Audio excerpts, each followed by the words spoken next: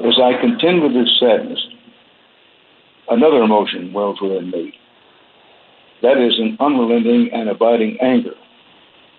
Anger at ourselves, anger at myself.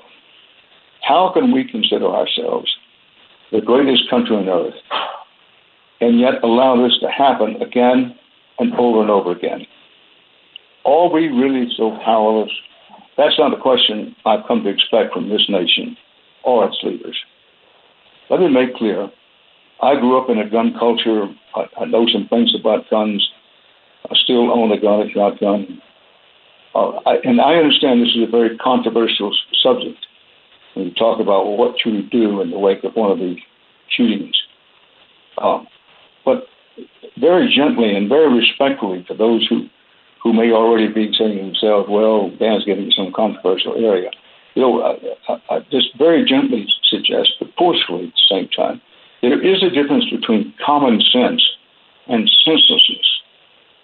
And right now, many of our gun laws are senseless. I'm not talking about completely doing away with the Second Amendment. I'm not even talking about much, frankly, but just some first steps, tiny steps toward trying to ensure that this doesn't happen, or at least doesn't happen so much before. It just strikes me as common sense. The scale of the carnage in Las Vegas suggests a level of firepower that has no business being in the hands of civilians. We're talking about fully automatic weapons. One reason death toll was so high was this fully automatic weapon. So, for those of you who are saying, saying, I don't want any new gun laws, that we have every right, damn it, to do anything and everything we want to do with guns. Can't we get together on this to take some steps at least? Is it too soon to say that we have been here before?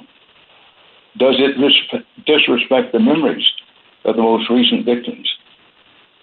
I'm sure some people, maybe a lot of people, think so. But if we don't address this question of what can we do, at least in small steps, to bring some common sense to automatic weapons at least, we're going to do it now. When are we going to do it? Now, in the wake of terrorist attacks, we always pledge to do whatever is necessary to protect lives in the future. Well, isn't this a terrorist attack? Domestic terrorism, but nonetheless a terrorist attack. I'm sure those in the audience who feel the terror in their hearts about Las Vegas are saying to themselves, well, I want to do the right thing, but what is the right thing? After plane crashes, we look at every possible source of failure or weakness and fix the system. The question is, should guns be any different?